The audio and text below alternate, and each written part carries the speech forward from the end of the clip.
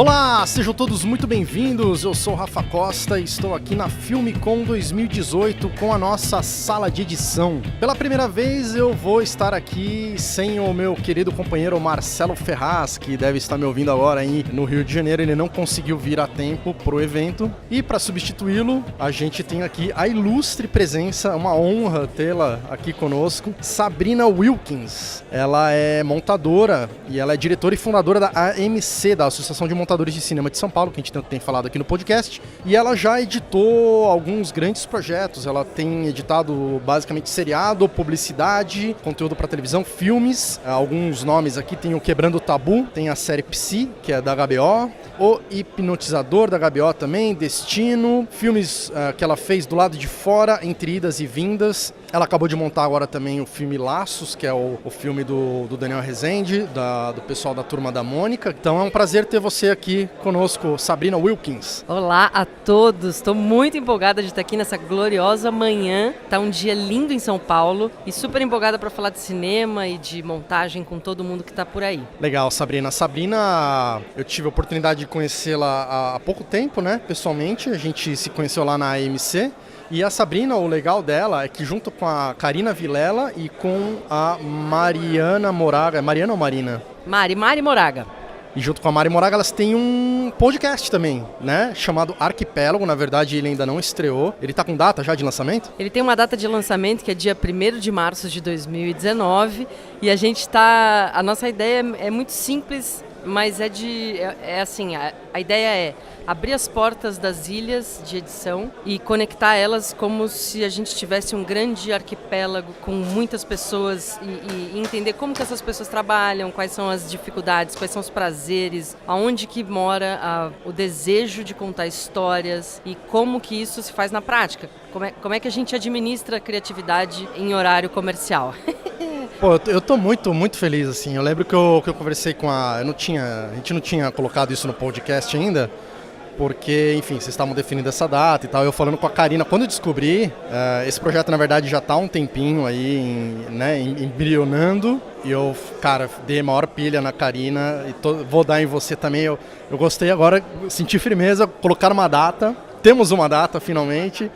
A gente com certeza vai fazer crossover, quero vocês perto da gente, no que a gente puder dar suporte para vocês também. A gente tá carente disso, é de extrema importância ter mais podcasts.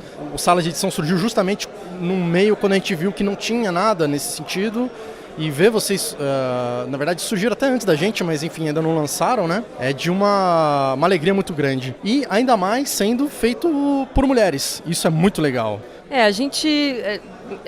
o feminino tá no cinema de maneira muito, muito, muito presente em todas as categorias. A montagem especificamente, a gente tem um histórico de excelentes montadoras mulheres e é muito maluco quando você começa a abrir essas portinhas e começa a conhecer uma, daí a outra, daí a outra, daí a outra, e esse sentido de arquipélago vai ganhando forma e a gente tem uma vontade absurda de que o montador saia dessa história cartunesca que a gente tem do cara barbudo jogado numa sala escura que gosta de varar a noite editando. E nem todos somos assim, muitos somos tímidos, mas nem todos, enfim, estamos fadados a ficarmos sozinhos num lugar escuro e sombrio. A gente quer abrir para que as pessoas entendam o que é edição, a gente quer que jovens se interessem pelo que é montagem e como contar histórias, porque de fato a história está muito na nossa mão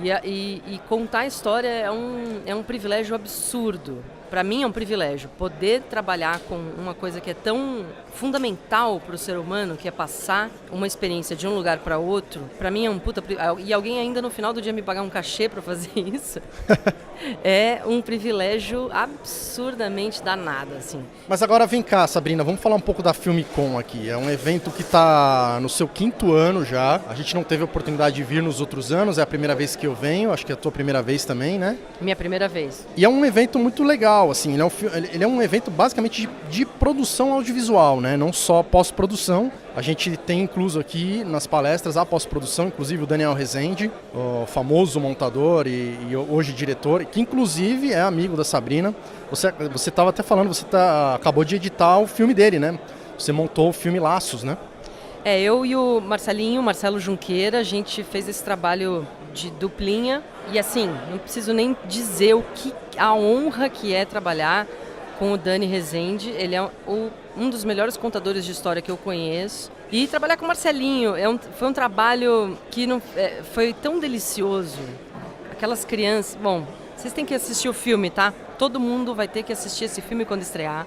Levar a família inteira, porque é um negócio assim muito, muito maravilhoso. Mas quem lê os quadrinhos da Turma da Mônica e gosta dos personagens... Quem não leu, né? E quem não leu também, porque a história ela é maravilhosa. Tem aventura, a gente se emociona, a gente quer que os personagens se deem bem.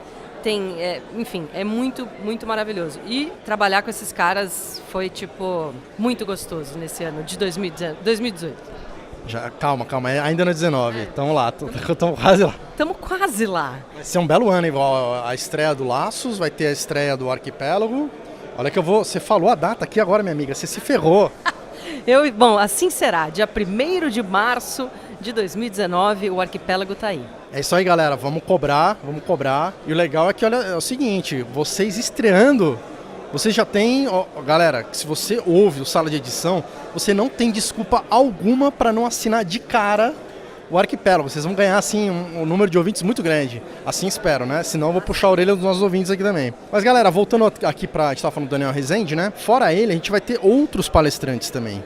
Né? A gente vai ter algumas coisas bem interessantes aqui. Vai ter aqui um gringo americano, um Vincent Laforte, alguma coisa assim.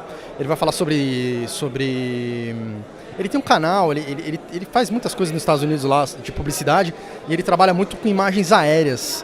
É bem interessante, ele tem um projeto chamado Air, e ele faz vídeos e fotos com drones e tal, ele se especializou nisso lá fora. Vai ter o Daniel Rezende, que a gente já falou, ele vai falar sobre direção e montagem, ele deve falar aqui sobre o filme Laços, né, da Turma da Mônica. E para quem não conhece o Daniel, só para dar uma explanada meio geral, ele que montou Cidade de Deus, foi inclusive indicado em 2004 ao Oscar de melhor montagem. Não foi nem filme estrangeiro, né? Foi montagem mesmo, né, Sabrina? Foi montagem. E é um filme... Outro dia eu assisti de novo e realmente tem o trabalho do Daniel e de todo mundo, né? Os meninos todos, todo o elenco, o trabalho de direção de atores, do Fernando, da Katia Lund. É um filme realmente muito precioso da nossa história do cinema. E o trabalho do Daniel, especificamente com a montagem, é delicioso de assistir. Inclusive nesse filme foi, na época, já faz aí 14 anos, né? Vai fazer 15 agora. Nossa, como passa rápido o tempo, né? Mas ele ficou até famoso por justamente ter alavancado o filme em si, né? Parece que teve um processo ali de mudança mesmo. A montagem parece que foi muito importante naquela época, pelo menos foi o que eu li na época sobre a montagem dele, que ditou um novo filme, né? Bom, nada que o Daniel encosta sai imune, né? Nos primeiros 5 minutos você sabe que a mão do montador está ali muito presente, te guiando de uma maneira dinâmica e ao mesmo tempo muito preciosa.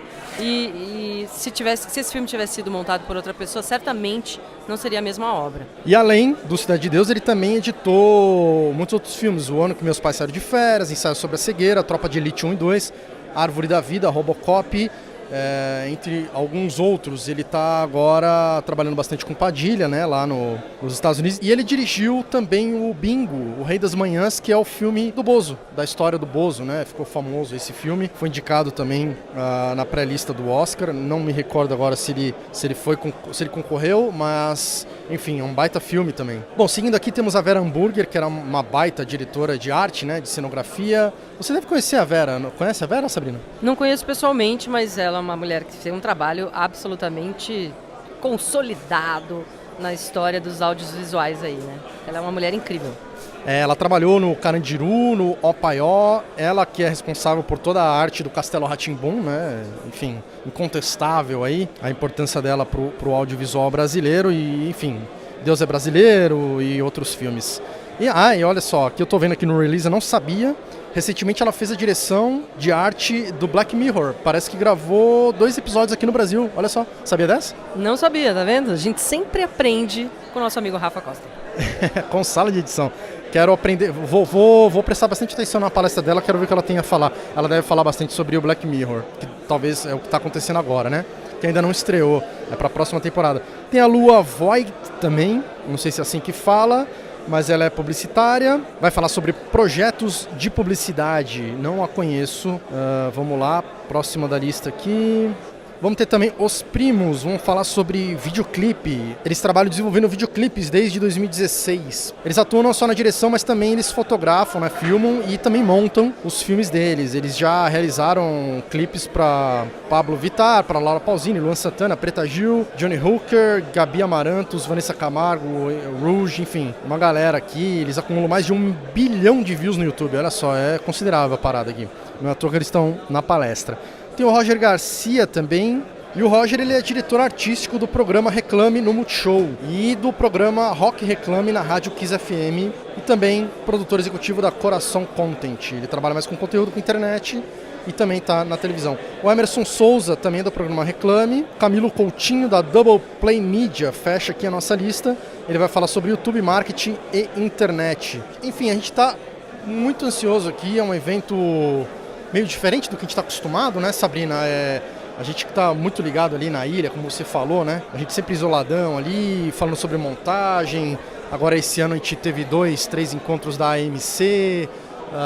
Tá fugindo um pouco do nosso escopo, mas é muito legal isso também, né? Eu acho que essa coisa de contar história, independente da plataforma que você tem ou do microfone que você tem para fazer isso, é uma coisa fundamental do ser humano, entendeu?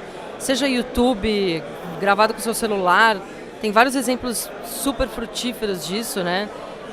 Pessoas que dominam essa arte de fazer com pouco dinheiro, mas quando você tem uma história boa, é fundamental que ela seja dividida com outras pessoas e saber que a gente não está sozinho nesse rolê, né?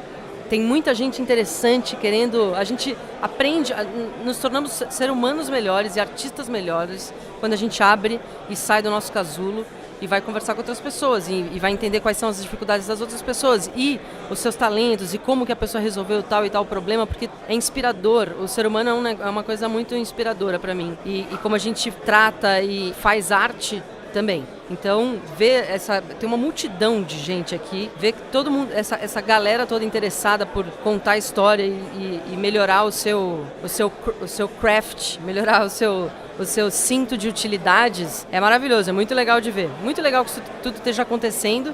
Eu acho que é uma coisa que daqui pra frente a gente vai ver cada vez mais esse tipo de evento e tô muito feliz de estar aqui com Sala de Edição. A honra é toda nossa, Sabrina. Vamos lá pra dentro então, daqui a pouco vai começar. Nesse evento a gente não vai ter aquele problema que a gente teve nos últimos aí, de ter várias palestras ao mesmo tempo, então a gente não precisa escolher, a gente vai assistir todas e a gente vai reportando pra vocês, dizendo aqui nossos comentários sobre cada um deles. Tá bom, galera? Até daqui a pouco.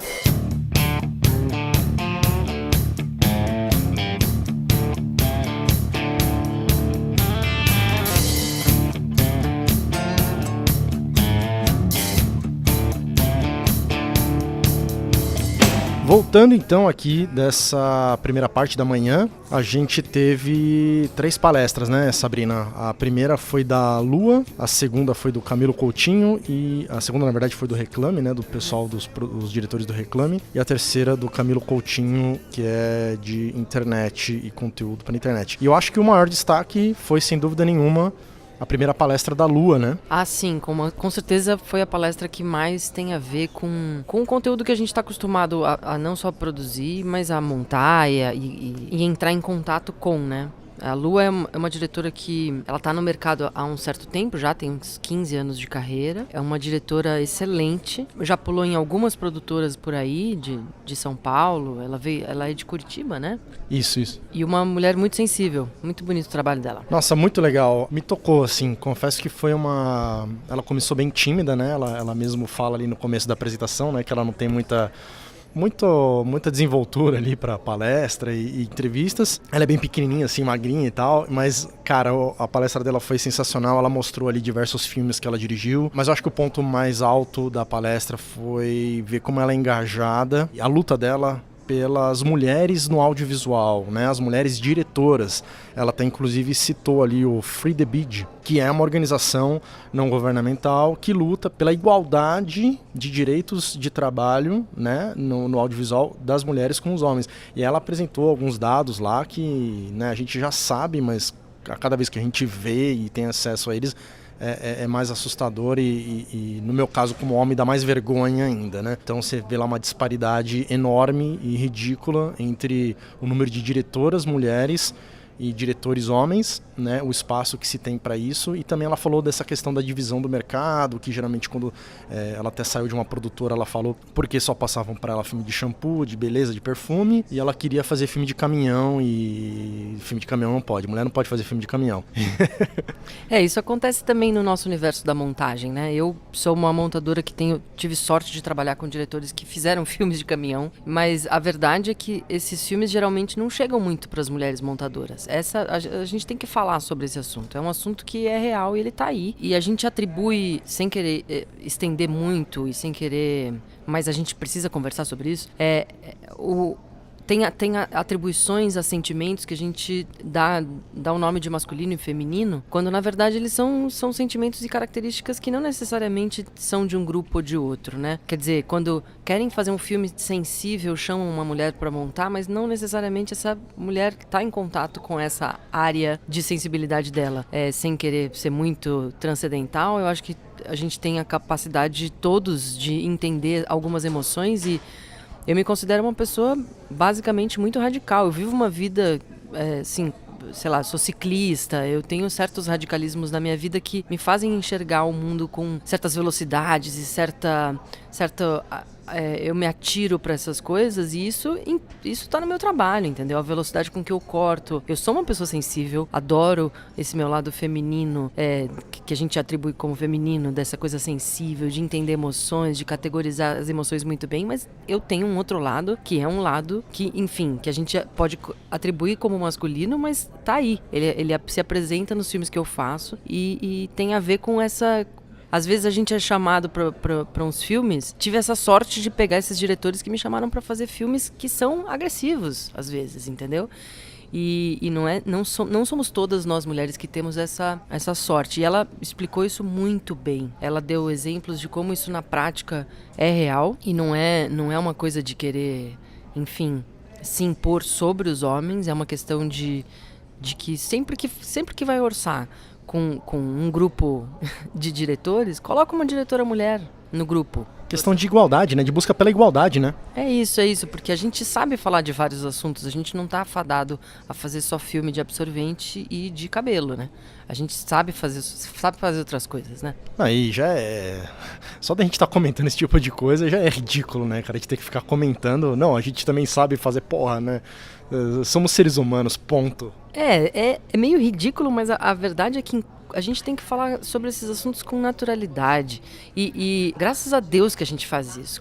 É isso que a gente falou no comecinho. Quando a gente abre a porta e começa a se comunicar e entender, quando ela apresentou esses dados, fica muito claro para qualquer pessoa que é real a situação. Não é uma...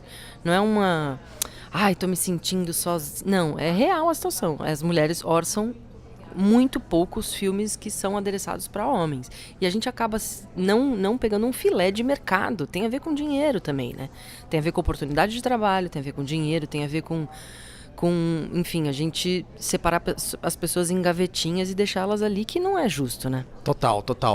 E o curioso foi que justamente ela, parece que o auge aqui da carreira dela, de um momento da vida dela, de carreira como diretora, foi justamente um filme da Jeep que ela passou aqui, né, com off-roads 4x4 e que foi super bem sucedido, e ela ganhou acho que um prêmio em Cannes, não estou lembrado exatamente se foi isso, mas que parece que 2 cenas do filme foram compradas e usadas por um comercial internacional de não sei quantos anos da Jeep no mundo, que passou no Super Bowl, e ela passou o comercial, assim, então muito legal ver essa luta dela. Além de...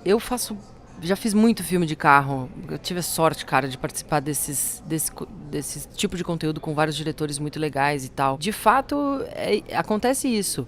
Na ilha, a gente é mais palpável ainda, porque se o diretor consegue fazer um filme desse e se ele tem a boa ventura de chamar uma montadora mulher, puta, já diz muito sobre quem é o diretor e como ele enxerga as coisas, porque de fato enfim, nós somos muito diferentes e muito ecléticos, e o fato de você ser menina ou menino diz muito pouco sobre o resto das características que a gente tem dentro da gente, né? Então ela expôs esse ponto muito bem, e é uma luta dela, especificamente dela. Ela luta, ela quer que todo mundo dirija, ela fica indignada que a gente não tem, por exemplo, diretoras negras, e é de fato um problema isso, porque quando você não diversifica o olhar, você só fala de um público para um público específico. E o Brasil é muito colorido para ficar assim, né, nessa situação. Inclusive, ela respondeu aqui pra gente no nosso stories que a gente colocou.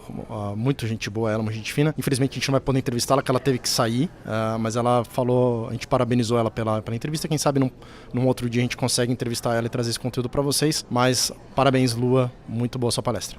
Bom, na sequência a gente teve ali a palestra do Roger Garcia e do Emerson Souza. Eles são idealizadores ali, diretores do programa Reclame, da Multishow. E eles falaram um pouco ali da história do programa, que foi um TCC de um dos caras, não lembro exatamente qual dos dois, mas que está há 16 anos no ar, falando um pouco sobre essa coisa dos bastidores da publicidade, né? De como eles têm sobrevivido aí e tentado entrar em outras plataformas. Eles estão até com a parte do programa, um braço do programa ali na Rádio Kiss FM, né? E o que você achou dessa palestra, Sabrina? Cara, eu achei muito legal. Eles são pessoas que enfim, me lembrou muito quando eu era adolescente e queria trabalhar com cinema e publicidade. Eu sempre gostei de publicidade também. Acho que a gente não pode julgar uma coisa em cima da outra. Acho que o conteúdo de publicidade é uma coisa que pode ser extremamente interessante. E eles falaram bastante disso, né? Sobre como as coisas estão interligadas. Mas, ao mesmo tempo, para mim, como espectadora, eu me conectei com eles até aí. Foi até onde eu cheguei. Eu gosto bastante de fazer publicidade, mas enfim, para mim foi até aí. Eu senti que destoou um pouco, inclusive da primeira palestra da Lua, né? Eu acho que era uma coisa que nem se esperava ali, nem quem tá produzindo aqui a Filmicom, mas de certo modo, eu não sei, enfim, eu mal conheço os caras, o trabalho dos caras é um trabalho consagrado e existe um reconhecimento, né, por tudo isso, mas veio ali justamente atrás da Lua, acho que essa foi a infelicidade dos caras, né, de tipo, ela tava falando uma coisa do discurso do feminismo, dessa coisa da igualdade e tal, de repente os caras começaram a passar um monte de programa um atrás do outro e pra aparecer uma mulher demorou, sei lá, meia hora de palestra pra aparecer uma mulher no vídeo, né. Isso infelizmente aconteceu e, puxa, que foi uma infelicidade mesmo, porque todos os vídeos que eles colocaram eram de publicitários homens falando, enfim, e dizendo quem eram os ídolos deles, que eram outros caras, enfim, até aparecer uma mulher, realmente demorou muito. É isso, né? Eu acho que a gente vive num momento de transição, tanto de mídia quanto de paradigmas, né, da sociedade, essas coisas que a gente tem vivido e levantado, essas pessoas que têm surgido, essas vozes que têm se levantado para a gente acabar com coisas que estão normatizadas e não deveriam estar, como o machismo, por exemplo, né? Mas realmente nem todo mundo se atenta a isso. Acho que o exercício é esse também, né? De um evento como esse, como a Filmicom, eu achei muito interessante. Mas enfim, me soou uma coisa um pouco descolada, assim, um pouco mais antiga. Eles ainda vivem nesse mundo do marketing, da coisa da publicidade, do modelo de televisão e tal. Mas ao mesmo tempo é legal também, enfim, lembrar de onde veio tudo isso. É parte da história, né, do audiovisual brasileiro, né, uma parte importante. A própria publicidade como meio, assim, o veículo de 30 segundos é uma coisa que está se extinguindo e a gente vê que as marcas, porque assim, a publicidade não é uma coisa de todo terrível, né, que sai de um cliente que tem que se comunicar com um possível comprador daquele produto. Não é um troço, enfim... não é o diabo, entendeu? A gente tem que fazer publicidade, tem que vender coisas que saiam de um lugar para outro, que cheguem em outro lugar. A questão é que esse veículo também tem mudado muito. E a gente, hoje em dia, com 1 milhão de, enfim, YouTubes, Instagram, Video on Demand, todas essas coisas contribuem para que as pessoas, o próprio consumidor, escolha melhor da onde ele quer beber. Então nós como comunicadores...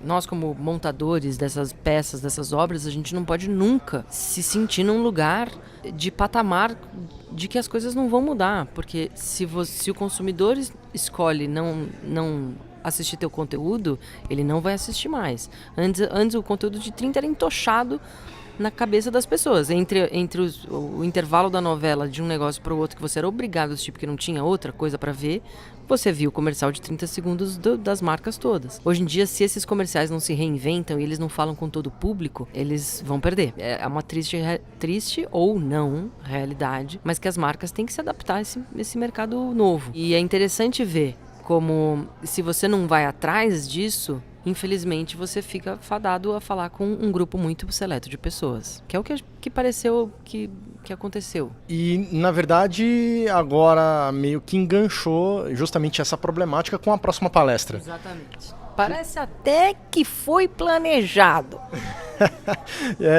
A palestra do Camilo Coutinho, né? Que o Camilo Coutinho, ele é da Double Play Media, né? E ele é um estrategista de vídeo. Inclusive a palestra dele é sobre isso, o que acontece antes e depois das gravações. E aí ele é um influenciador digital, né? Ele trabalha com o YouTube, ele falou que ele é uma das 200 e poucas pessoas do mundo que pode representar o YouTube, falar sobre o YouTube, enfim. E ele estava falando, um cara muito simpático, muito ligeiro, né? Muito dinâmico, falando sobre essa coisa de como o YouTube veio chovendo molhado aqui, né? Mas, enfim, a transferência da publicidade dos canais tradicionais, dessa coisa de 30 segundos entruchado, para de repente uma coisa que você precisa trazer para as mídias, trazer para o seu público, e você precisa manter a atração dele. Ele falou sobre audiência, sobre picos de audiência, sobre manter um vídeo vivo, uma publicidade, um conteúdo, a importância disso tudo. Pois é, também tem essa coisa que é muito maluca. O YouTube, eu acho o YouTube assim um negócio avassaladoramente maravilhoso. Você consegue consumir conteúdos que não chegavam na nossa mesa de jantar nunca. Claro que eu tô falando de uma coisa que já é super antiga, mas nós como criadores de conteúdo é um desafio absurdo agora querer conversar com outras. Você pode fazer vídeo de tudo que você quiser, né? E essa coisa subir e ser distribuída por todo o planeta. No quesito marketing, marcas e conteúdo específico de vendas, qualquer que seja, mesmo que seja uma peça de entretenimento, é importante saber como atravessar a barreira do algoritmo, que é o que ele estava explicando, para você conseguir fazer com que seu vídeo seja visto, né? Porque mesmo você sendo uma marca ou não, se você coloca um conteúdo, mesmo que seja assim, como botar um prego numa parede, se você quer que alguém que esteja procurando esse vídeo te encontre, né? Então, muito interessante. E ele é muito articulado, ele fala muito bem, né? Ele, enfim, entende que a plateia tá cheia de jovens e pessoas ávidas por esse material que ele tá botando aí. Muito legal ele. A gente vai liberar a Sabrina aqui agora, que ela tem um compromisso, ela já tinha acordado com a gente aqui de ficar só na parte da manhã. É uma pena porque ela justamente montou o filme do Daniel Rezende, que vai palestrar de noite, mas a gente promete para os nossos ouvintes fazer de tudo, a gente vai fazer um episódio só sobre esse filme, vai chamar você, o Marcelinho, né? Uhum. E quem sabe o Daniel Rezende pode estar presente também nesse episódio. Assim que sair o filme a gente faz. Mas obrigado mais uma vez pela sua presença aqui, por dar a sua opinião aqui para o público, para os editores. Você que é uma referência de editora, uma referência de montadora, que tem uma história bonita no audiovisual brasileiro. É uma honra estar aqui com você. Muito obrigado mais uma vez. Cara, o que eu tenho para dizer sobre isso, primeiro é muito obrigada. Depois é o seguinte, o que vocês estão fazendo com o podcast de vocês é exatamente o que a gente viu aqui em todas as palestras que a gente teve a chance de assistir. Existe um público ávido e é um público que não se trata só de editores dentro de ilhas. Se trata de pessoas que querem conhecer, querem entender como é que funciona uma das partes mais fundamentais do audiovisual, que é a montagem. É um ofício belíssimo, que traz muita gratificação quando você monta uma coisa e ela encaixa, ela se estrutura e você consegue emocionar uma outra pessoa. Emocionar, não digo só emocionar no sentido da sensibilidade, de outras emoções também, né? Quando você consegue assustar alguém. Eu já montei uma pecinha de terror, quando você consegue assustar alguém, é muito legal. E a montagem é realmente uma espécie de curadoria de emoções que é muito interessante. Então, obrigado a vocês do podcast, que assim, é fundamental que a gente se comunique e saia dos nossos casulinhos e, enfim, se comunique e esteja juntos, porque a gente precisa entender esse mundo e comunicar esse mundo cada vez melhor. E esse é o caminho, abrindo as portas e se comunicando e dando as mãos e ficando juntos. É isso que eu acho mesmo. Então, obrigada 2 vezes pelo convite e pelo trabalho de vocês, que é muito incrível. Parabéns. A gente se sente honrado e com certeza é apenas a primeira participação sua de muitas. A gente conta com você e até com o Arquipélago, não nos esqueceremos. Jamais, a data está estabelecida, vocês terão que cumprir. Um beijo pra você. Beijo, obrigado, gente. E parabéns aí pelo podcast, que é maravilhoso. Daqui a pouco a gente volta, galera. Vamos dar uma pausa pro almoço aqui. Saco vazio não para em pé.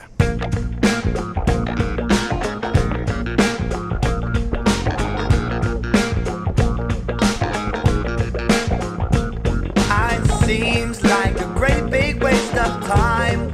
The fight against these trendy vintage shops and breakfast joints. Galera, estamos de volta aqui no Teatro Frei Caneca depois do almoço e a gente tem uma grata surpresa aqui de última hora. Conseguimos a presença do ilustre, meu amigo de longa data aqui, Fábio Mota. Ele vai dar um help aqui pra gente aqui do podcast. Ele compareceu aqui na Filmicom. Fabião, muito obrigado pela presença, cara, por ter vindo aí de última hora. Um cara que eu considero pra caramba aí. Você é uma amizade que eu tenho já antiga. Trabalhamos juntos na Mixer há algum tempo atrás, não é mesmo? Muito obrigado pela sua presença. Opa, Rafael, um prazer, cara, imenso estar aqui. Vamos lá, vai ser proveitoso, né, cara? Faz muitos anos que a gente não tem esse encontro. Espero que minha ajuda seja de bom proveito aí pra galera aí. É legal, o Fábio vai assistir com a gente aqui essas últimas palestras da tarde e a gente daqui a pouco comenta pra vocês como é que vai ser. A gente acabou de entrar aqui no auditório, estamos até falando meio baixinho aqui, mas agora a gente vai ter a palestra da Vera Hamburger, que é a diretora de arte, foda pra caralho. Olha lá, estão chamando aqui já, vamos entrando aí. Vamos lá, Fabião. Opa, vamos lá, é nóis.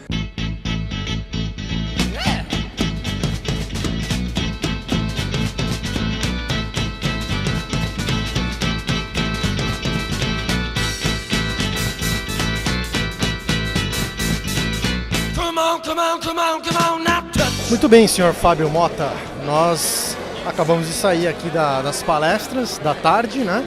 Tivemos, na verdade, 2 palestras, agora a gente teve uma pausinha aqui para o coffee break, vamos aproveitar para já fazer as considerações dessas 2 primeiras palestras. Então a gente teve aqui a Vera Hamburger, né? Que foi uma baita palestra, né? Tivemos aí a Vera Hamburger, uma diretora de arte renomada. Eu, inclusive, não a conhecia, né? Eu associei a ela o nome do Cal Hamburger e depois eu notei que ela dirigiu algumas coisas para o Cal Hamburger no Castelo Rá-Tim-Bum. Irmã dele. Exatamente, né? Eu fiz essa associação, mas até então eu nem conhecia o trabalho dela como diretora de arte, né? Nunca tinha me ligado nisso. E foi legal porque, embora não deu tempo, né? Ela acabou tendo que apressar um pouco a palestra, mas foi bem esclarecedor porque ela mostrou todo o processo de como funciona a questão da direção de arte dentro de um filme, né? E é um processo bastante complexo, né? E que envolve toda a concepção estética visual do filme. E foi bem legal, assim, foi bem esclarecedor. Pareceu uma aula de semiótica, né? Não, sensacional, cara. Foi uma baita aula. E ela realmente, ela é muito engraçada, né? Ela arrancou risos do público. Teve muita desenvoltura, né, pra falar. Isso foi bastante legal. E assim, foi algo que realmente, as informações que ela nos passou foi de muito proveito, assim, né? Eu realmente não tinha tanta noção de quanto um diretor de arte ele interfere no processo de produção de um filme, como ele colabora com o diretor de fotografia e com o diretor, né, que é o tripé que ela mencionou lá, né? Isso, bem legal, né, cara, esse negócio do tripé. Isso foi muito legal, cara, foi muito legal mesmo, porque o tripé, só pra passar aqui, é o tripé do diretor do filme, mais o diretor de arte e o diretor de fotografia, né? E ela deu uma aula, assim, com muita clareza de como cada coisa se encaixa, né? A gente está muito desacostumado, a gente vê muito o diretor de cena, o diretor de fotografia, e aí os dois sempre aparecem na ilha, ou a gente tem contato com eles, mas essa questão, até ela falou disso na própria palestra, de que acaba sendo preterido o diretor de arte, né? E ela explicando, assim, a importância que se tem da questão de como ela falou muito sobre a relação do corpo, espaço e tempo, né? E do desenho do espaço e como essa direção de arte, ela sugere os movimentos, tanto do acting quanto da câmera, né? Enfim, foi muito legal, foi muito esclarecedor para mim. Sim, isso foi... Na verdade, assim, ela fez esse... traçou todo esse panorama, né? Ela tentou dar um apanhado geral, mas não deu tempo. Mas ela falou sobre a arquitetura, né? Como o espaço, o tempo interferem na visão da mensagem que o filme quer passar, né? Eu gostei muito porque também ela falou sobre... Ela deu até um exemplo, né? Do filme O Vento Levou, de 1939. Que inclusive parece não, ela deu esse dado de que foi o primeiro filme em que se teve uma direção de arte propriamente dita, né? Onde nasceu a função. Exatamente, que houve o uso do storyboard, né, para contar aquela história e passar e dar uma clareza, né, para a concepção visual estética que o diretor quer transpor para a tela, né? O legal foi que isso logo chegou no Brasil, né? Exatamente, com o filme O Beijo da Mulher-Aranha, né, do Hector Babenco. Eu nem sabia disso. Bem na época, ali de 39 para 85, assim, uma coisa bem próxima, né? 85, exatamente. Houve aí um hiato, né? Apenas quase 50 anos. A gente acabou não era uma prática nossa, né, ter diretor de arte nos filmes, né? E foi introduzido isso a partir desse filme, né, esse conceito de direção de arte. É muito interessante, foi muito... tadinha, ela é uma mulher mais velha, ela tem todo um outro ritmo, assim, mas estava uma aula fenomenal. Ela se perdeu no tempo lá, o rapaz teve até que interrompê-la, né? Mas, assim, meu Deus, eu fiquei imaginando ali, sei lá, um semestre de aula com ela numa faculdade. Deve ser uma coisa fantástica, né? Pode crer. Imagino ela dando aula de Gestalt, né? Semiótica, essas coisas que são coisas que são mais... a gente está mais familiarizado quando a gente está no lado mais acadêmico, né? Mas, no geral, assim, a grosso modo, o que ela fala é a relação da história com o espaço, com o tempo, com a cenografia, que é o que o diretor de arte ele tem toda essa visão geral de como tudo isso se encaixa na história e como deve, né, se encaixar para a história fluir, né? Nada é gratuito, né? Nada que está na cena é gratuito, né? Tem um planejamento prévio de como que as coisas devem estar ali, né? Isso é muito legal. E na sequência a gente teve, então, o Vincent Laforêt, que ele tem o projeto Air, né? O cara sensacional, assim. Outra realidade, né? Coisa bem americana, ele é gringo. E ele trabalha com imagens aéreas, basicamente. Ele sobe drone, sobe de helicóptero e ele faz... E foi interessante, na verdade, se você puder, ouvinte, colocar no YouTube... Air Project, né, ou Projeto Ar, né, em inglês, AIR, você vai ver imagens fantásticas, estonteantes, assim, coisa magnífica, né, Fabião? Muito bonito que a gente viu aqui, né, cara? Realmente são imagens que enchem os olhos, né, porque tem o fato dele ter gravado a não sei quantos mil pés, né, e ter captado aquelas imagens, elas dão uma outra dimensão da perspectiva que você tem sobre o mundo que nós vivemos, né, sobre as cidades, né, como que as cidades elas se constroem. A gente ter essa visão assim, essa perspectiva diferente que eles nos oferecem é muito legal, assim. As imagens são magníficas, né, são muito bonitas mesmo. E ele contou um pouco de como surgiu esse processo, essa ideia, né, que foi, ele tinha que publicar uma capa de revista, não lembro exatamente que revista era, mas ele disse que a ideia era uma matéria, uma notícia sobre sinapses cerebrais. E ele falou, puxa, a gente podia tirar uma foto de uma cidade iluminada de noite, aquela coisa que parece uma placa-mãe, né? De computador iluminada, aquela coisa meio louca, enfim, coisas energéticas rolando e tal. E na época não tinha nada parecido, nem lembro que ano que foi que ele falou, mas ele falou que ele procurou referências e não achou, não tinha, acho que nem Google Earth devia ter ainda. E ele falou que ele sugeriu isso para a revista e a revista não quis fazer, né? Ele acabou pagando do próprio bolso, apostando nisso. É o projeto pessoal dele, né? Ele investiu o dinheiro do próprio bolso para alavancar esse sonho que ele tinha de captar essas imagens. E de fato as imagens, elas têm uma... É muito lindo, né? Você vê a cidade com todas aquelas luzes, né? É um labirinto de luzes, né? É realmente estonteante, né? A forma como ele captou tudo isso daí e a energia que ele dispôs a fazer isso, né? E fora a adrenalina, né? Que tá a muitos pés de altura e captar toda essa beleza, né? Na parte da manhã, a Lua falou, você não estava aqui, Fábio, mas a Lua, a gente já falou no podcast, que a Lua ela falou numa das perguntas que fizeram para ela, sobre como chegar onde ela chegou e tal. Ela falou sobre investir em projetos pessoais. E agora o Vincent falou mais ou menos o mesmo discurso, né? E uma coisa que eu já tinha ouvido corriqueiramente, o Casa também já falou pra gente no episódio dele sobre projetos pessoais. E eu achei muito interessante. Tudo bem, era uma outra realidade, o cara, né, foi brincar de avião, de helicóptero, é uma coisa que pra gente parece um pouco surreal. Mas o ponto é que ele apostou numa coisa que ninguém estava achando que ia dar certo, né? E ele estava, na palestra da Lua, ela bate bastante nessa tecla também, de como é importante isso. Acredita no seu projeto, acredita na sua ideia, sabe? Por mais que todo mundo não acredite como você.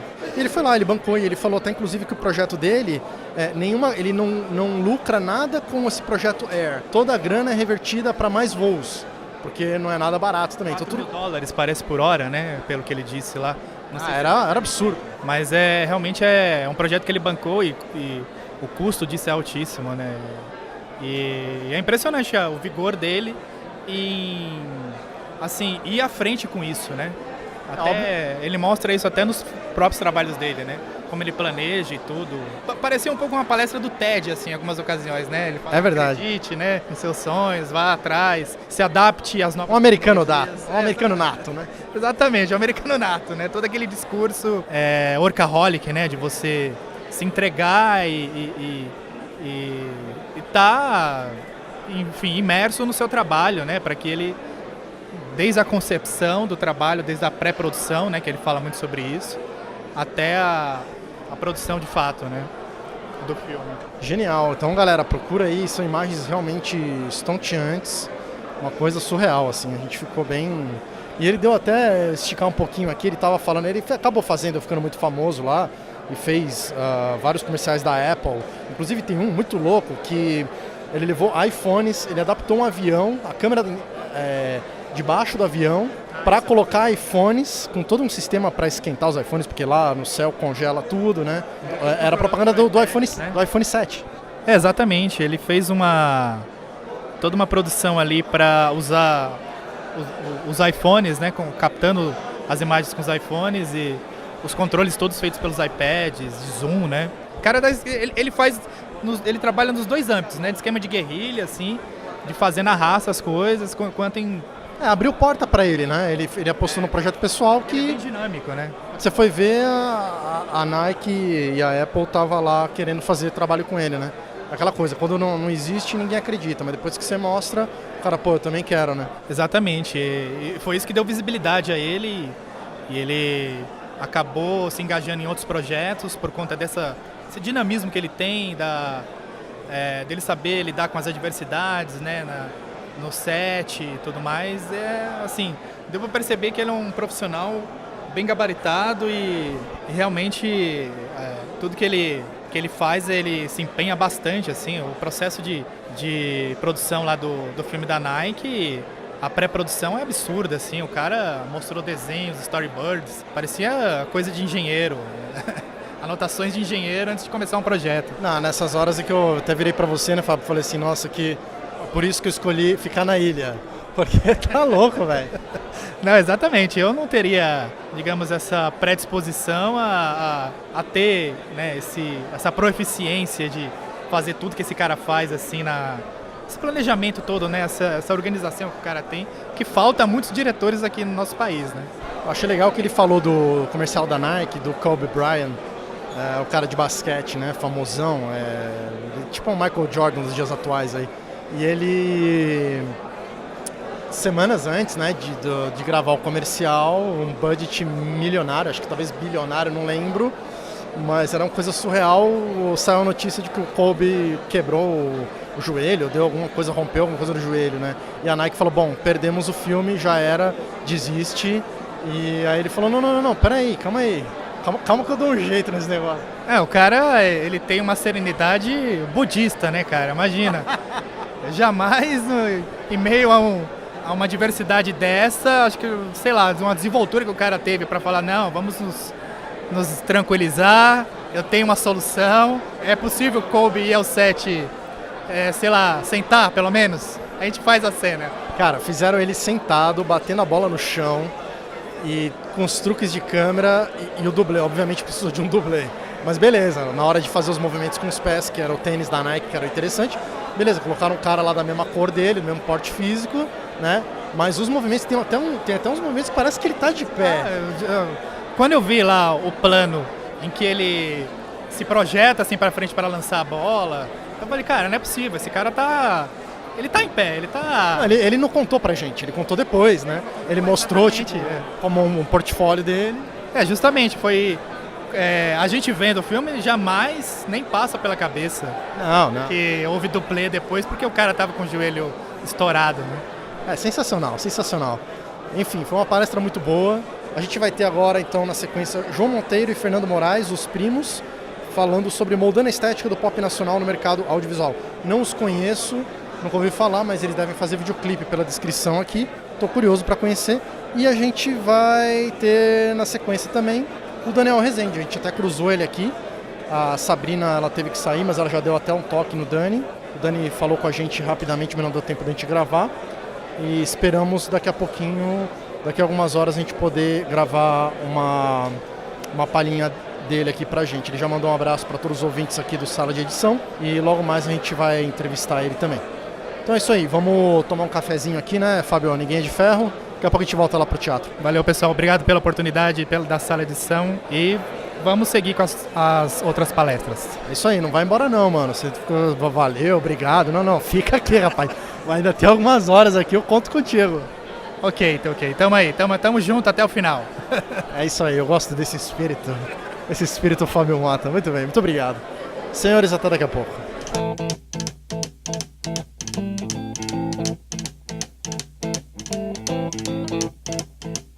Rumors spreading round in that Texas town about the shack outside the game. And you know what I'm talking about. Just let me know if you wanna go to that whole mile on the range. They got a lot of nice girls.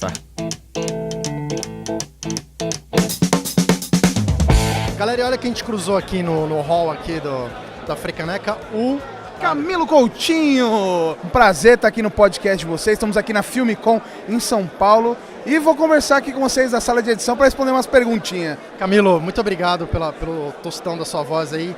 Foi uma palestra muito legal. Traz um pouco aqui para o ouvinte de forma bem resumida, o ouvinte que não pôde estar aqui na Filmicom, os editores desse Brasil aí tão grande, sobre o que você falou. Você é um representante, você estava falando do YouTube no Brasil, é um dos 200 e poucos no mundo que tem essa chancela de poder falar sobre YouTube e sobre conteúdo no YouTube, né?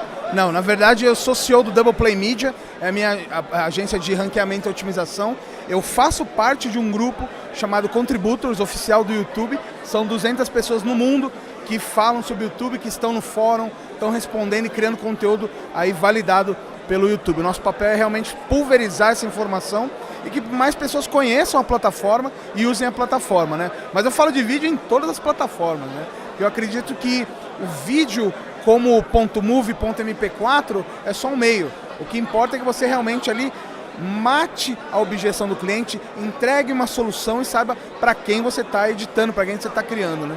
Isso eu achei muito legal da sua palestra, que você falou muito dessa coisa da função do vídeo, né? A gente está numa era em que a qualidade parece que reina, né? Então você precisa ter o equipamento de última qualidade, você precisa ter o equipamento mais caro, o drone, o sei lá o que, eu sei o que lá, e tipo, o cara nem pensou no que vai fazer com aquilo, né? Então eu acho muito legal, inclusive o Vincent agora falou um pouco sobre isso também, né? A galera perguntando sobre equipamento, que ele vive uma outra realidade também, né? A gente ficava falando, meu Deus... Mas o que ele falou tem muita razão, né? Ele falou, pô, será que você precisa de um helicóptero ou você não pode subir numa cobertura do prédio para fazer com uma boa lente, né? Então, eu acho que é isso mesmo. Eu acho que muito mais do que o equipamento que você tem, é como você consegue fazer, né? Aí acho que é a magia do Harry Potter, né? Não importa o tamanho da varinha, mas a mágica que sai dela, né?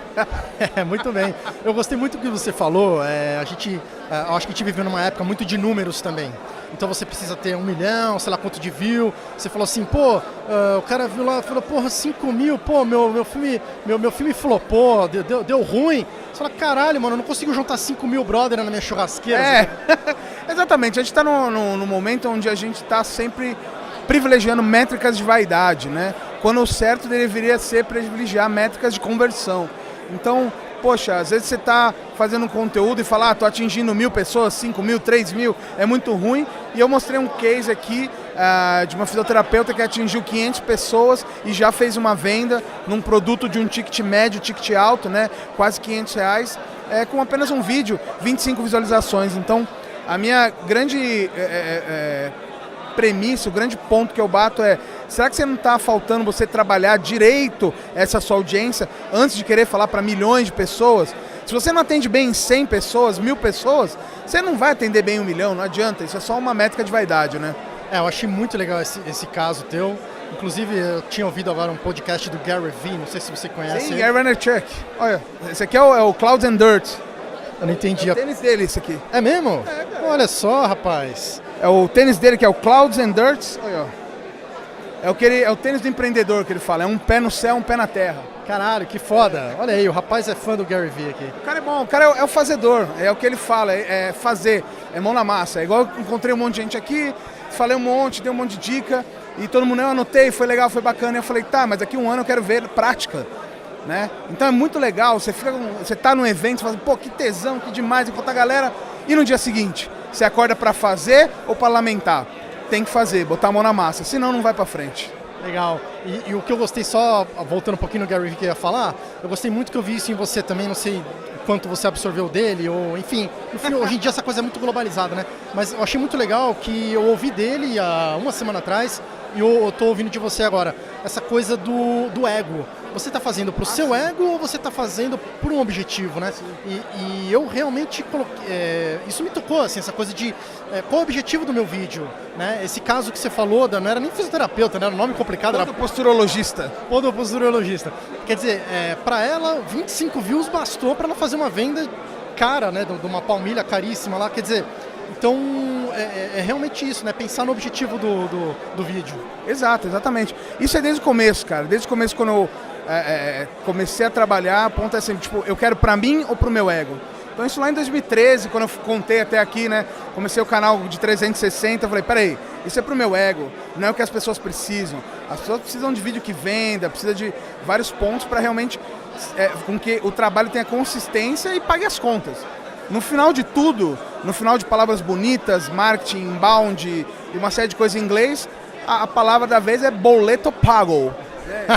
Muito isso, bom. Né? Então tem que estar lá, tem que fazer coisa que venda. Então, quando a gente fala mais com o ego do que com o cliente, a gente está praticamente sonegando a qualidade do cliente. Você está fazendo negócio para você e não porque o cliente precisa. Aí você cai em vários erros. Você entrega um produto que o cliente não quer, é o famoso entrega uma BMW para quem quer um Fusquinha, você faz um conteúdo que não é o que a audiência do cliente precisa. Então tem que tomar cuidado com o ego, sim. E você cai na contramão, na verdade, com esse discurso do que o mundo vem pregando, né? Do que o capitalismo prega. Como é que é isso? Você está falando o contrário do que as pessoas estão querendo ou estão achando? Não, cara, eu acho que nem tanto, porque no fundo, a gente compra para satisfazer a gente mesmo, tem todo... Enfim, não vou entrar nessa seara que eu não sou um especialista político nem nada, mas o ponto é que quando você entrega para o cliente uma nota 10 que pediu uma nota 6, você está entregando, fazendo o over delivery, entregando a mais. O problema é que muita gente tem um pedido de uma nota 10 e entrega uma nota 8, entrega menos. Então o que acontece? Por quê? Porque o cara não está conseguindo entregar o que o cliente pediu, ele está querendo entregar o motion que ele fez, ele quer querer entregar a colorimetria que ele aprendeu. E com todo perdão da palavra, depois vai entrar um pi aqui, foda-se. O cliente está cagando para isso, o cliente quer vender, o cliente precisa pôr gente na loja. Então eu vejo que a grande barreira do profissional é se libertar desse ego do olha como eu tenho um Ronin foda, olha como eu tenho uma câmera foda, olha como eu faço meu cliente vender mais e por isso ele me contrata anualmente e por isso eu consigo expandir meu negócio, aprender mais, viajar para fora para estudar, estar em contato com outras pessoas e, claro, comprar equipamento que você precisa. Pode ser caro, mas você precisa, né? Eu tenho pessoas que eu sigo, o Marcelo Germano, que é um cara de empresas, que fala que é o seguinte: você não pode comprar equipamento para crescer, você tem que comprar um equipamento porque você cresceu. Entendeu? Então você vai, vou botar uma A7S, você não tem nem cliente ainda, cara. Começa com a Canon T3i usada, depois você vai, vou ter um Mac. Começa com o que você tem agora, né? Então acho que é bem isso. Não é você comprar para crescer, mas você comprar porque cresceu. Eu tenho uma necessidade, eu tenho um job. E não porque eu quero ser bonitão na foto. Camilo, sem palavras, muito obrigado. Sua palestra, adorei te conhecer. Prazer é meu, muito bacana estar aqui com vocês aqui. E precisando, é só chamar aí Camilo Coutinho, @Camilo Coutinho principal, ou entra lá na minha empresa, doubleplay.com.br. Fica à vontade, a gente está aqui para atender e fazer a comunidade de vídeo marketing mais forte no Brasil. Legal, vou entrar em contato com você, quero uma consultoria a mais aí. Depois, em 2019, escute a segunda temporada do meu podcast falando de vídeos que volta com tudo, hein? Rapaz, você tem um podcast? Peraí, não. Me fala qual que é. Temos um podcast, chama Falando de Vídeos. 2018 a gente fez uma primeira temporada, testes. São episódios às terças e quintas. Terças é um episódio pocket, quinta é um episódio maior. E aí a gente tem esse processo aí. 2019 volta com tudo aí, com várias coisas bacanas, inclusive convidados internacionais. Cara, que ótima notícia, olha aí, acabei de ver, achei aqui, ó. É verdade, ele veio procurar aqui que ele duvidou. Não, eu vim procurar pra assinar, cara, porque esse cara aqui, quer dizer, tem um podcast, eu vou ouvir você. Genial, Camilo. Cara, você é o melhor que encomenda essa entrevista aqui. Não, eu ganhei. Quando eu descubro que alguém tem um podcast, é uma alegria interna, cara. É o que eu falei, o cliente pediu nota 6, eu vim aqui e entreguei nota 10. Aí sim, rapaz. Aí sim, você me entregou duas. Muito obrigado, Camilo. Até a próxima. Valeu, até a próxima, Sala de Edição. Escute aí, assina o canal nos principais modelos aí, Spotify, onde você mais tem. Até mais. Valeu, falou.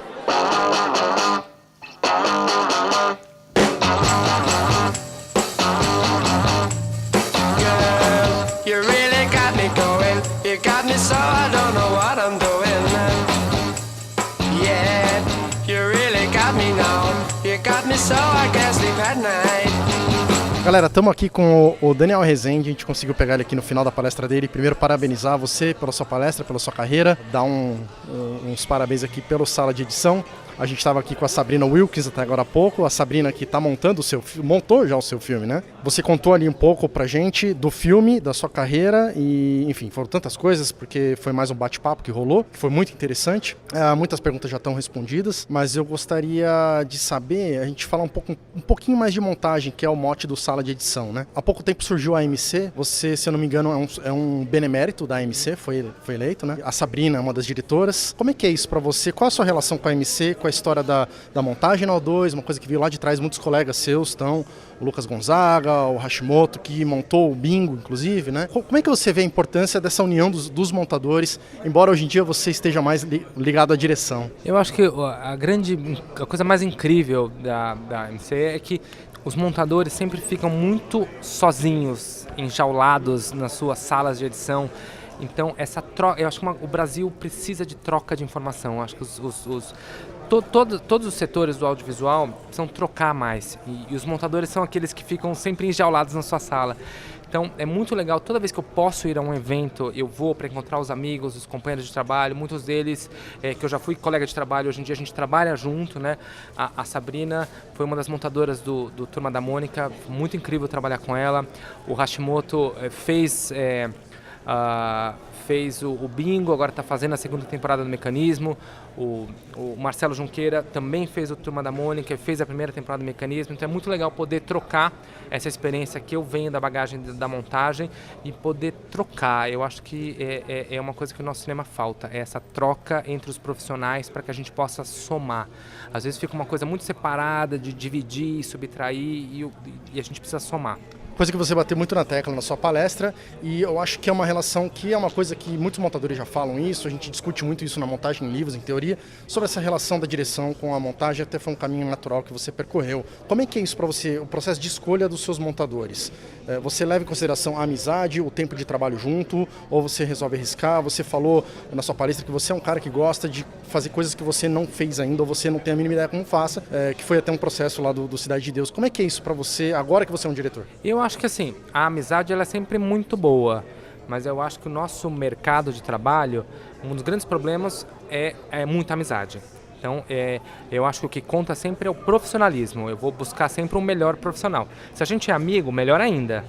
Mas eu acho que a amizade ela tem que separar do profissional. O nosso mercado de trabalho, ele, diferente de alguns mercados de trabalho lá fora, onde o profissionalismo está em primeiro lugar, aqui no Brasil a gente é muito passional e a gente quer estar entre amigos.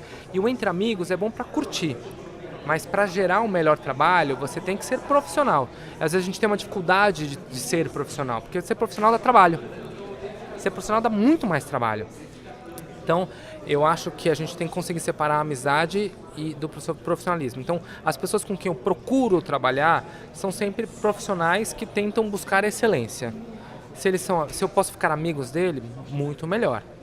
Mas a gente é amigo no bar e na hora do trabalho é trabalho. Então, isso não é uma coisa ruim. É só o que, para a gente conseguir chegar no melhor, a gente tem que passar por isso.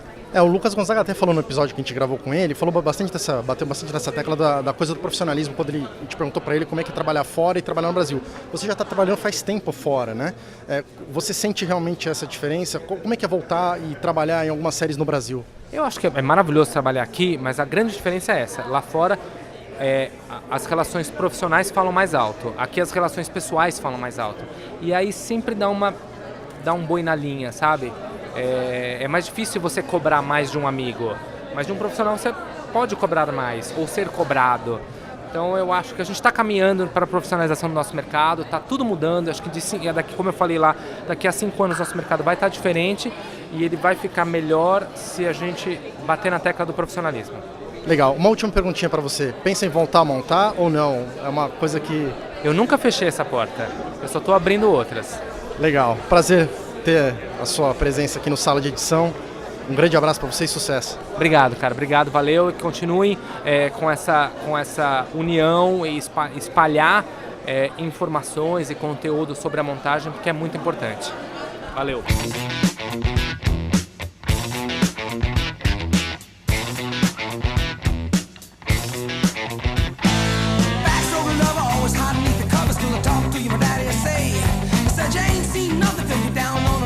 Sure be a change in your ways. I met a cheerleader, was a real young breed. All the times I can reminisce.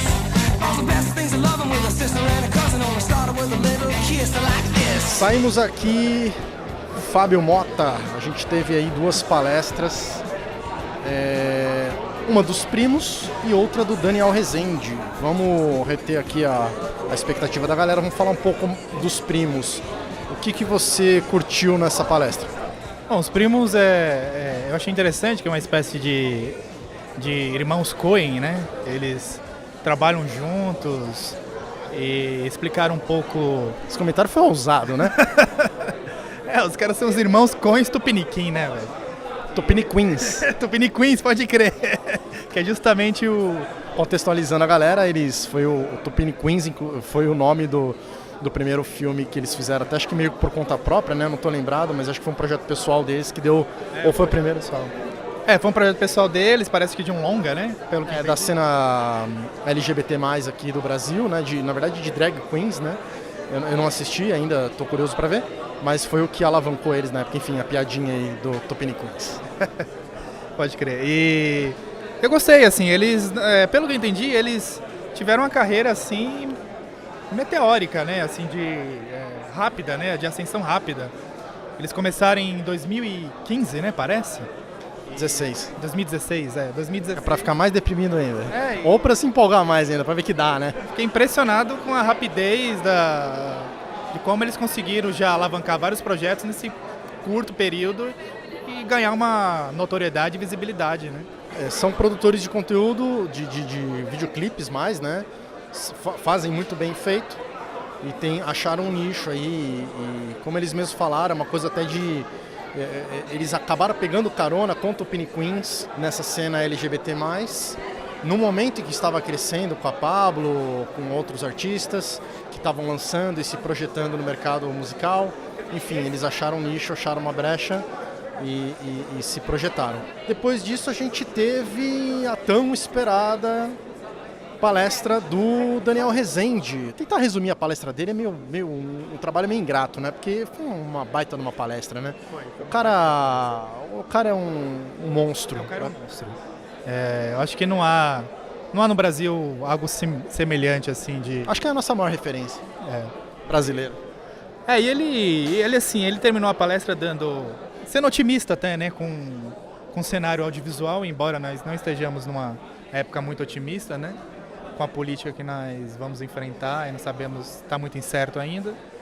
Mas ele falou assim, o mercado ele está evoluindo e a Netflix está aí, as pessoas estão se produzindo muita coisa. Eu vi que ele veio de uma outra fase onde ele falou que começou na década de 90, o cinema estava sofrendo aquele período da retomada ainda, então não existia mercado.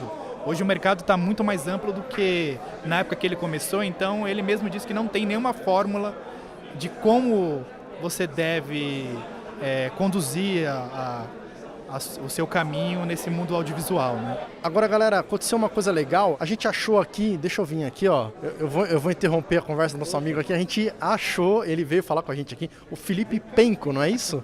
Isso mesmo. O Felipe é um ouvinte nosso, ele já entrou em contato com a gente já falou, peraí, não, vem pra cá. Nem é vídeo. Quem que é ela? É a Fabi Prado, ela tá fugindo. Ela é editora? Ela é filmmaker e ela edita também. Pô, vem pra cá, Fabi, vem aqui, participa do podcast com a gente, não quer? Tá bom, tranquilo. Pô, eu tô feliz, assim, tipo, ter um ouvinte aqui, às vezes parece que o podcast ele não é muito realidade. A gente fica fazendo os episódios, rala, sua, põe lá, a galera comenta, mas é aquela coisa que, tipo, deram like no Facebook. É tudo online, né? Você não sabe o que tá acontecendo, se é verdade ou não. Isso dá essa sensação. Por isso que esse encontro aqui de filmmaker é bom, né? Tá todo mundo aqui fazendo um network, se conhecendo, porque às vezes você vê a foto da pessoa na internet e não sabe exatamente se ela existe ou não, né? O que te trouxe aqui? Por que você veio na Filmicon? Bom, primeiro que já estava ensaiando várias Filmicons anteriores de fazer isso e participo de outras feiras, quero estar junto com o pessoal, você acaba conhecendo gente e já consegui até jobs assim, fazendo contato assim, a pessoa vai te conhecendo, vai entrar no seu site, no seu canal, vai ver suas coisas. Isso é interessante, aí você está aqui, aí você vê que você começa a conhecer mais gente, aí você chega aqui. Você descobre no dia anterior que o sala de edição vai estar, aí vai ficando mais legal, você vai encontrando muita gente. Ô, louco. É legal mesmo, porque eu sou muito consumidor de podcast, mas não tinha um podcast assim legal e assim, eu sou usuário de Final Cut. Olha aí. No Brasil essa é outra dificuldade, achar usuários de Final Cut. Inclusive a minha amiga, eu estou tentando trazer ela do Premiere para Final Cut. Ela está meio relutante, mas está vindo. Mostra para ela os episódios lá do Summit. Eu já falei para ela disso, já falei do Off the Tracks também. E assim, conheci o Off the Tracks também através do sala de edição, muita dica legal. E eu acho que vale super a pena ter um podcast, um projeto desse, que só faz crescer esse meio. Que é muito legal, eu faço também filmagem, eu faço tudo, né? Você tem que trabalhar com tudo, não tem jeito. Mas você gosta mais dessa edição? Não, eu gosto de tudo, mas da edição é o momento que eu sento lá e vou fazer o negócio acontecer de verdade. Igual o Daniel Rezende estava falando lá, é o momento que você senta lá sozinho e você quer passar, dar a sua cara pro negócio. E eu acho que eu tenho conseguido fazer isso, tem bastante gente que tem gostado do que eu tenho feito e muita gente não gosta disso, acho que a edição é um saco e gosta só da parte de pegar uma câmera e estar num set e às vezes não é, e às vezes na edição você salva muita filmagem ruim, né? Como é que foi ouvir o Daniel Rezende aqui, pessoalmente falando? É um cara que é difícil de ter acesso, a gente vê muito conteúdo dele na internet, mas estava aqui pessoalmente, fez uma palestra, já tinha visto alguma coisa dele? Eu já tinha, sim, visto entrevista dele, tudo da época de Cidade de Deus, assim, coisa antiga. Já sabia algumas histórias que ele contou, por exemplo, a que ele falou do filme do Tropa de Elite que mudou no meio do caminho, eu já conhecia essa história. Mas assim, ver o cara pessoalmente, ver a simplicidade, a humildade da pessoa falando, um cara que é uma referência referência mundial. Hoje eu acho que está entre os top montadores do mundo. Aí você vê o cara palestrando, contando um pouco das histórias dele, você fala, eu acho que isso tudo é alcançável. Né? É possível, né? É possível. Inclusive isso do tipo da Filmicon, de tudo isso que acontece. Você vê pessoas ali no palco que tem trabalhos incríveis e mostrando para você que é possível você chegar lá. Isso é uma parte muito interessante de um tipo de evento desse aqui. Felipe, obrigado, cara. Um prazerzão, cara. Obrigado aí pelas suas palavras, pelo seu incentivo aí do podcast também. É isso aí, estamos passando pros ouvintes aqui. Manda um alô pra galera aí. É isso aí, galera. Nos próximos eventos, não só na Filmicon, mas o que puder comparecer, fazer network é muito legal. E continua aí dando um feedback pro Sala de Edição para crescer cada vez mais isso aí, pra gente ter mais episódios por mês, hein? É isso aí, Felipe. Muito obrigado, cara. Obrigado. Grande abraço. Falou, valeu.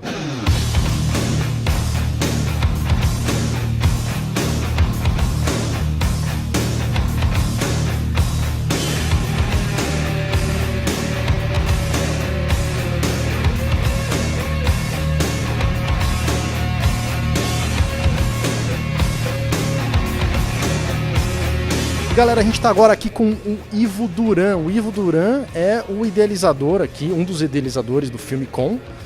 Você é o criador, você é o idealizador. Tem o Felipe Monteiro também junto contigo, né? Bom, primeiro de tudo, um prazer estar com você aqui. O Felipe, além da Filmicon, ele tem uma produtora e tem uma locadora também. Explica para o público um pouco melhor o que é a Filmicon, o que você faz, a sua produtora. Opa, é um prazer aqui estar no podcast. Conheci aí há pouco tempo, achei irado. Você também está com a proposta do podcast. A gente nasceu praticamente junto aí nessa parte do podcast, né? A gente também tem o da Filmicon. E, cara, a Filmicon surgiu há 5 anos atrás, em 2013, com a proposta de unir os profissionais, né? Na época eu trabalhava bastante com pós-produção e a gente só encontrava as pessoas, os nossos amigos de trabalho, tipo, no trabalho. Então você não tinha um dia para você se reunir e trocar essa ideia, essa experiência que a gente tem aqui na Filmicon. Então, o nosso lema é network não se faz em casa, né? Então, o Filmicon é um dia inteiro aí de 12 horas com palestras, já teve alguns workshops, tem a feirinha. Então, é um dia muito legal para a galera do audiovisual inteira se conectar, trocar essa ideia e conhecer gente. Pode ser talvez seu futuro parceiro ou alguém que vai fazer algum projeto contigo. É um dia muito legal, muito incrível, que todo mundo sai anestesiado de tanto conteúdo que se gera nesse dia. E aproveitando aqui, o Ivo também é podcaster. Eu descobri que é ele que faz você apresenta os podcasts, né, do Filmicon. Sim, foi legal aqui a surpresa que você mostrou no iTunes. E tem uma surpresa, que o mundo do podcast é muito novo pra gente também. A gente tem 7 episódios e você falou que foi impactado pelo próprio iTunes sugerindo, né? Pois é, não, foi muito curioso, porque a gente tava nessa loucura aí que a gente fez os últimos eventos que eu tava te falando, e aí de repente eu atualizei meu sistema operacional, meu telefone, e aí eu vi que o Apple Podcasts está sugerindo alguns podcasts, e de repente veio o Filmicon. Eu falei, olha que legal, pá, e eu vi depois de amanhã, eu falei, nossa, que droga. E aí eu entrei em contato com você, eu ouvi os podcasts, passei uma noite ouvindo, acho que tem 7 episódios que você falou, eu ouvi 5, que foi o que deu pra ouvir. E aí eu entrei em contato com vocês gentilmente aí cederam esse espaço pra gente poder cobrir o evento.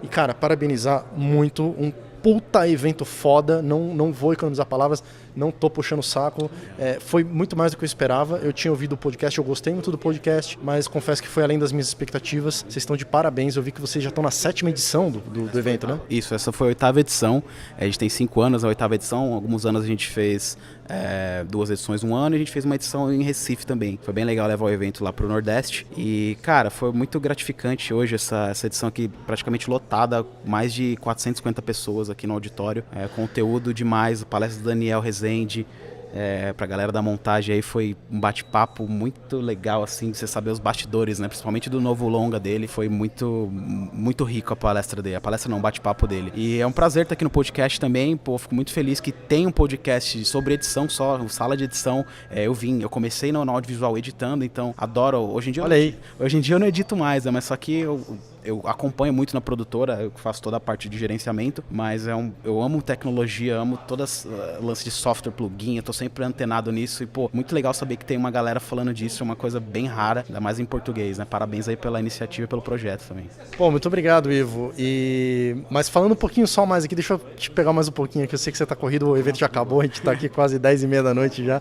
Pô, muito legal saber que você começou como editor, isso é uma honra, assim como também o Daniel Rezende, né? Mas, cara, fiquei muito muito legal, assim, vocês conseguiram juntar num evento, a gente começou ali com a Lua, dando um show de palestra ali, tivemos a Vera Hambúrguer, tivemos o Daniel Rezende, e partindo pra essa área do YouTube, os primos. O Camilo deu uma aula de marketing. O Camilo, a gente pegou ele aqui, eu nem lembrava o nome dele, cara, paguei o maior mico aqui da história, e o cara tem um podcast, você tá ligado que ele tem podcast? Sim, eu não sabia, tem um canal que eu acompanho. Eu acabei de assinar na frente dele aqui, genial, cara, chama Falando de Vídeo, alguma coisa assim, ó, tô pagando mico de novo, não lembro.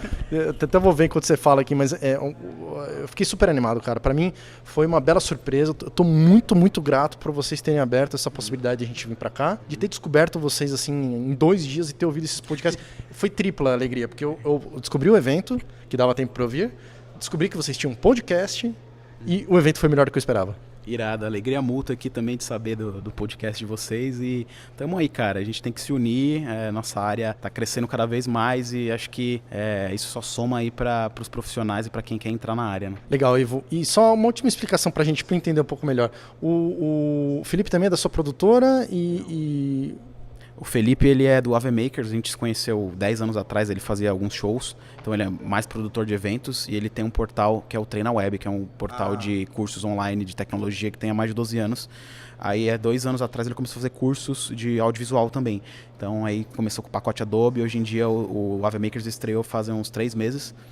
O portal mesmo, né? E aí o Baltarejo é o coordenador da parte de audiovisual, então tem uma porrada de cursos já de audiovisual, tudo online, preço bem acessível. Então a gente que mantém a Filmicom, a AV Makers e a Move Locadora, que é a outra empresa que eu tenho. Faz o jabá aí, cara. Eu vi aqui os logotipos e tal, mas então tem a AV Makers para quem quer fazer treinamento e tem a Move para quem quiser alugar equipamento. Isso, a gente está aqui em São Paulo. A Move Locadora também surgiu da nossa produtora, né? Começou a ter bastante equipamentos e começamos a alugar ali para alguns amigos. Quando a gente viu, já estava formalizando. A gente está aí há um pouquinho mais de 6 meses, está bem recente, formalizado, né? Então a gente está aqui no bairro da Vila Madalena, em São Paulo, que é um point bem bom assim, para retirar equipamento, que os jobs são geralmente tudo nessa área central aqui. E é isso, é a gente que mantém a Filmicom, a Move Locadora e o AV Makers. A gente tem o portal Filmicom.com.br também, que a gente posta artigos e tal, e reúne toda essa informação, os encontros que a gente faz gratuito em alguns meses. Então, Ivo, pra galera que não pôde estar aqui, como é que ela pode acompanhar a Filmicom? Vocês vão manter o podcast no ar, é isso? Sim, o podcast ele é mensal, a gente solta sempre na última sexta-feira de cada mês. Então a gente está no 7º episódio, indo pro 8º, então a gente já falou de vários assuntos, de filmmakers de estrada, de como começou com o Filmicom, sobre o que mais, a gente foi na feira NAB lá de Las Vegas, a gente falou um pouco como funcionava a feira, enfim, vai vir diretor de fotografia ainda, falar um Olha aí, pouco que legal. Live, vai ter vários assuntos, então assina lá a gente também, tamo junto aí com a sala do editor? Sala de edição. Então assina lá a gente no iTunes também, tamo junto aí com o pessoal do Sala de Edição, mais um podcast aí pra galera do audiovisual. Legal, Ivo, muito prazer e parabéns, muito obrigado, grande abraço. Valeu, obrigado, viu? Galera, então é isso daí, estamos aqui, já tá até fazendo eco aqui, porque já tá vazio o lugar, a gente insiste aqui em trazer tudo pra você, a gente pegou a entrevista do Ivo aqui nos finalmente e vamos descer aqui o elevador, vamos fazer o encerramento aqui. Fabião, cara, muito obrigado por ter ficado até agora, por ter ajudado a gente aqui no Sala de Edição, na ausência do Marcelo. Opa, vamos lá pro elevador. Obrigado, Fábio, mais uma vez. Valeu, Sala de Edição, obrigado pela oportunidade e espero que eu possa contribuir mais vezes aí. Valeu mesmo. E galera, até a próxima. Não esquece aí de dar o seu like, de compartilhar o episódio. Se você conhece algum editor que tá afim de ouvir um conteúdo aí, se não conhece a Filmicom ainda, manda pra ele, manda pra galera. A gente se encontra no próximo episódio. Grande abraço.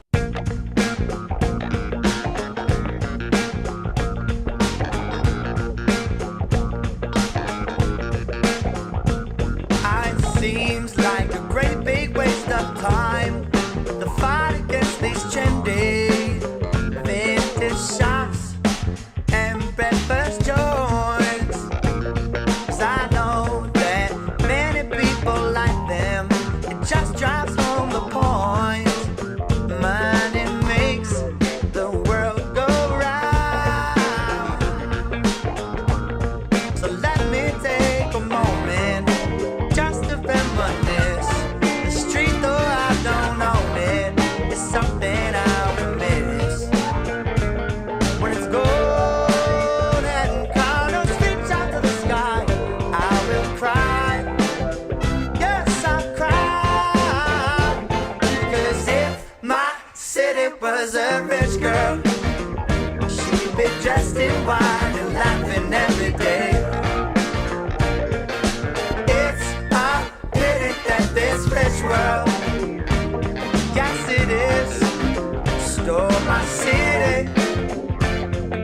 she's pretty, but she don't come out to play. Alright, another Tuesday night, I was out with all my family at our favorite Italian restaurant. With grandpa dancing, the room just comes alive. But what's the fucking chances that a cop who's passing by comes in and says, I'm afraid that there's no license for dancing here. You must stop, you're breaking the law. 'Cause if my city was a rich girl, she'd be dressed in white and laughing every day. It's a pity that this rich world, yes it is, stole my city. 'Cause she's pretty, but she don't come out to play.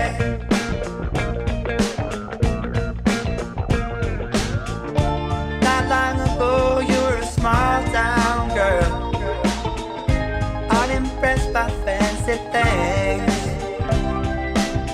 You'd sit in the garden with all the birds, and I would play guitar, you'd sing. Such a simple, pretty thing. You got turned up by that game.